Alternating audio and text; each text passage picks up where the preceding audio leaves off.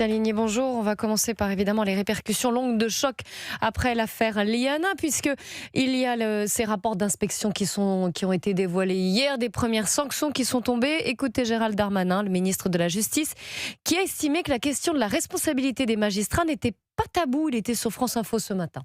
Si personne ne contrôle les juges, comment fonctionne une démocratie dans un check and balance, dans une séparation des pouvoirs? Évidemment que les magistrats qui font un travail très difficile, très important, et je le constate depuis quasiment un an que je suis ministre de la Justice, avec des horaires évidemment extrêmement importants, qui se fatiguent à la tâche, qui font un travail formidable dans la quasi-intégralité des cas, et souvent très discret, évidemment qu'ils ne sont pas exempts de tout reproche.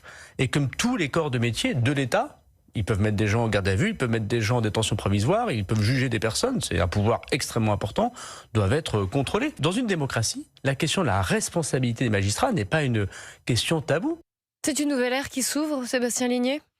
On l'espère. En tout cas, ce qui est certain, c'est d'ailleurs Gérald Darmanin, on le comprend dans ses propos, il dit très bien qu'il n'y aura pas de révolution sur ce point de vue-là judiciaire avant 2027. Parce qu'il n'y a pas de volonté politique en réalité de la part du président de la République et d'une partie de la majorité dont fait partie Gérald Darmanin de changer réellement les choses. Vous parliez tout à l'heure de sanctions. Pardon, mais on n'est pas encore sur de la très grande sanction. Quand j'entends le ministre de l'Intérieur nous expliquer que les 2 gendarmes qui ont été notamment épinglés par le rapport ont été mutés, j'appelle pas ça une sanction. On déplace le problème. Ce n'est pas normal que ces 2 gendarmes, comme tous ceux qui ont été concernés par le fiasco judiciaire autour de l'affaire Liana, soient toujours en poste. Donc c'est ça, c'est très français, comme d'habitude.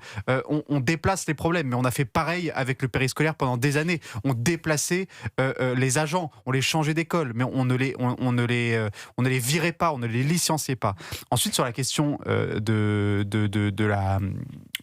la vérification des magistrats, de leurs potentielles sanctions, évidemment que c'est un pas à faire.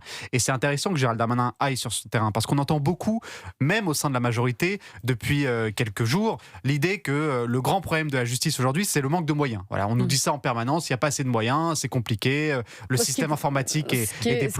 Ce qui est vrai, ça peut jouer, bien sûr. Mais personne ne dit le contraire. Mais croire que mettre simplement plus de moyens dans la justice réglera le problème, je pense que c'est se fourvoyer totalement. On peut mettre des milliards d'euros en plus dans la justice tant qu'on ne s'attaque pas à l'idéologie de certains magistrats, à la philosophie générale qui gangrène la magistrature, notamment dès la formation et l'école nationale de la magistrature, qui est phagocytée par le syndicat de la magistrature, qui est un syndicat d'extrême gauche. Tant qu'on ne s'attaque pas à la philosophie de notre droit et de notre justice, on ne réglera pas le problème. On peut changer les ordinateurs, on peut passer au tout électronique, on peut mettre plus de magistrats.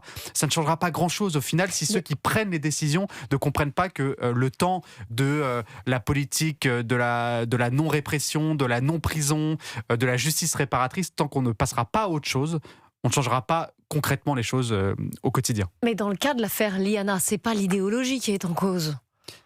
Mais d'une certaine manière, si.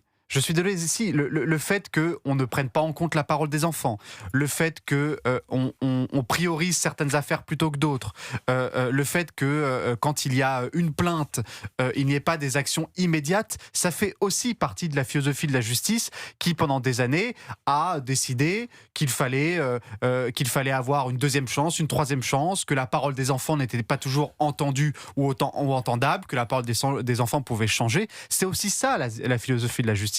Quand on parle de répression, la répression, c'est pas simplement mettre des gens en prison au premier délit. C'est aussi agir dès la première infraction, dès le premier avertissement, dès la première sanction. C'est ça, une politique répressive. Et c'est pas ce qu'on fait en France depuis 50 ans.